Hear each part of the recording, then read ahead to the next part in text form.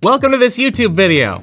Here's another one. In fact, Paul and I will be wrapping things up and taking a hike. That moment last year was huge news for your dad. Unless your dads are my age, which would mean they grew up on Conan and you're 4. Go to bed. Point is, that's a big deal because, I mean, you saw the video's title. Let's get into the top 10 ways David Letterman was the first YouTube star. Or whatever crack changed the title of this video to after lunch. Number 10, numbered comedy. Tonight will be Late Night's top 10 words that almost rhyme with peas.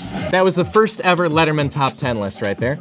Late night writer Steve O'Donnell came up with the concept and meant it as a parody. He hated the dopey lists in magazines like People as much as you hate the dopey lists on websites like BuzzFeed. But people loved it unironically. It became the hook of the show, and Late Night did so much list-based comedy, they got tired of it. That first list was in 1985, and the show was already doing a top 10 reasons to stop doing the top 10 list by 1986. But think how many vloggers or fantastic comedy sites rely on lists as a format and then work their asses off to fill that format with something worthwhile. Dave's show practically invented that easy format hard work combo and proved you can make something out of anything. Number 9, Is This Anything?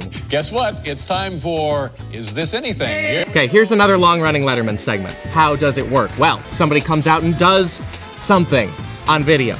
Dave and Paul Schaefer judge that thing by the criteria of, is this anything? No, this is anything? This is anything? And then if they say yes, this is anything, the performers win nothing. If that isn't YouTube in a nutshell, I don't know what is. It would be... Oh right, YouTube is also nightmares. Number 8, stupid tricks. Dave doesn't just love randomness, he loves the ridiculous stunts by amateurs and animals that we now turn to YouTube for because it's just so easy to... Oh, come on! Someone help him! Number 7, blowing stuff up. Letterman also invented perhaps the YouTubiest genre of YouTube videos, filming destruction for a goof. I most enjoy it in the form of beefaroni exploding in a lava flow. Maybe you prefer the high-powered Blender channel or some other thing. You know your favorite kind of accelerated entropy vids. Hi, how you doing? But whatever kind you like, Dave did it first, by filming the act of dropping stuff from 5 stories up and personally steamrolling the requests of ordinary fans. How about a nice styrofoam cooler of beer? Cooler full of beer. Now we're getting somewhere. Number 6, pranks. Dave had, a studio and stuff, which makes it even more fun that he constantly hit the streets to do insane pranks. Street pranks are now classic YouTube comedy. They're way more fun than jaywalking, the crime, or jaywalking, the Leno segment, or Jimmy Kimmel lying to dumb people. But no YouTuber does pranks as transgressively or with as many large corporations on the receiving end as Dave did at NBC. When General Electric bought NBC in 1986, Dave went to his new parent company's headquarters with a camera crew and fruit basket to bother senior management. What I'm really trying to get at here is, am I gonna have a job? Security almost called the cops on him, but not before creating the iconic GE handshake. Dave even dicked around the Today Show team during their live tapings, interrupting them from his office with a megaphone, even though Late Night and the Today Show are both NBC shows. And I'm not wearing pants. Number 5, entertaining you the hard way. Whether you're a YouTuber, a late night show, or some stupid-ass web series, you're facing this question: how do I generate X shows a week, every week? Some late night hosts and vloggers make that easy by taking it easy, mailbagging it, and people try fooding it for easy clicks. Other hosts go the other way. The hard way, the entire suit of Velcro way.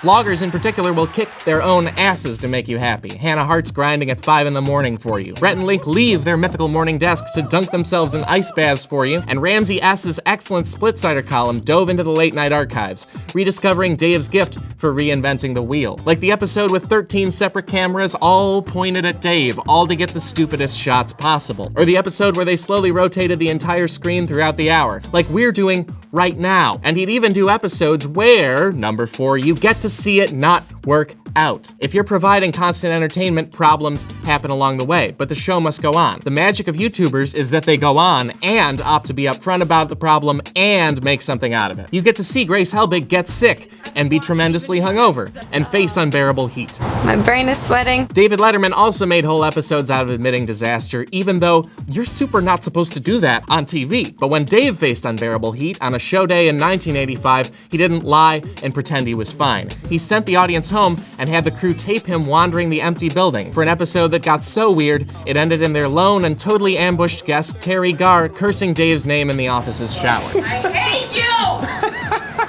Why am I doing this? Number 3, the real celebrities are people like you. Every late night host before or after David Letterman is thrilled about the celebrity who has graced him. They're all basically hims, unfortunately.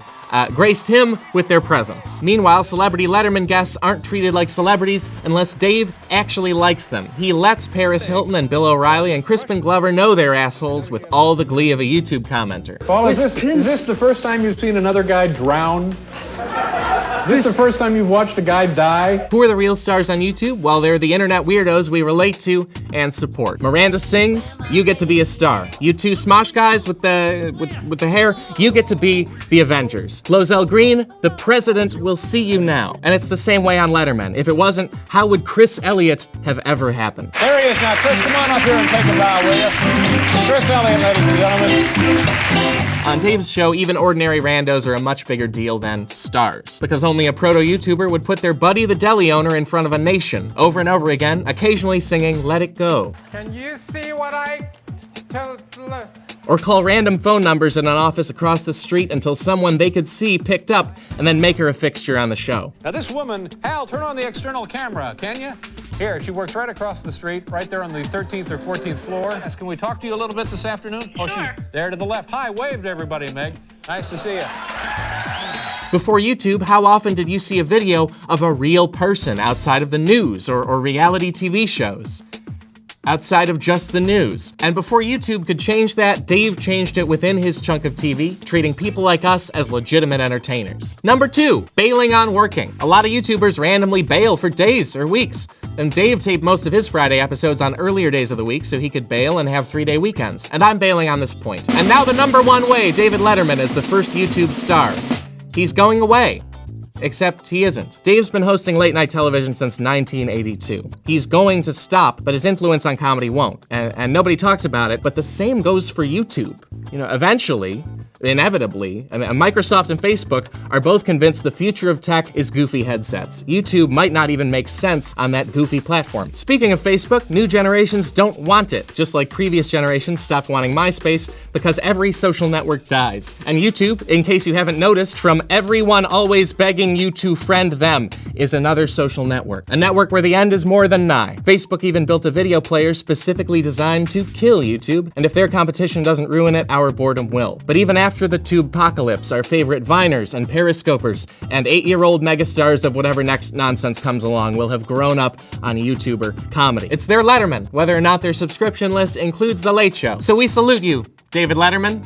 Salute you without standing up, because we're millennials, so we're so lazy. But we'll never be so lazy that we forget that you created YouTube comedy, in spite of the internet not existing yet, and in spite of having entertainment's biggest tooth gap. Zing! Throw to the band, pants logo. Please subscribe. Guys, thank you so much for watching in the future where I'm assuming you live. What are you watching on your futuristic headset that we all now wear all of the time, day to day? In the shower, in bed, when we're driving. The accidents are crazy. Society's a dystopia. We're all dying. Please comment and subscribe, though. That's the really, really important thing.